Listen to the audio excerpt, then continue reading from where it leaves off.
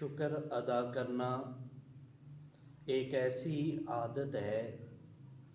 جس کی بنا پہ اللہ تعالیٰ کی کرم نوازیوں کا سلسلہ بڑھتا جاتا ہے۔ اللہ رب العالمین نے ارشاد فرمایا لَإِن شَكَرْتُمْ لَأَزِيدَنَّكُمْ کہ اگر تم میری نعمتوں اور انعامات پہ شکریہ ادا کرو گے تو لَأَزِيدَنَّكُمْ تو میں ضرور اپنے انعامات میں اضافہ کروں گا۔ گویا اللہ کا شکر ادا کرنا، اللہ تعالیٰ کی نعمتوں پہ اس کا شکریہ ادا کرنا، یہ ایک ایسا عمل ہے جس کی بنا پہ اللہ کے انعامات کی بارش زیادہ ہوتی ہے۔ اور صرف اللہ تعالیٰ ہی نہیں بلکہ جو بھی ہمارے ساتھ احسان اور بھلائی کرے ہمیں ہر ایک کا شکریہ ادا کرنا چاہیے۔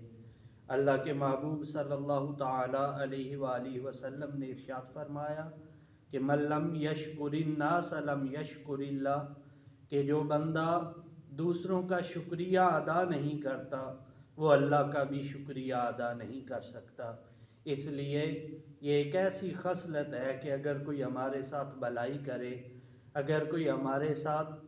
نیکی کرے تو ہمیں اس کا شکریہ ادا کرتے ہوئے اسے جزاک اللہ کہنا یا شکریہ کہنا، یہ عادت ہمیں اپنانی چاہیے۔ اور اگر ہم یہ عادت اپنا لیں گے تو اس سے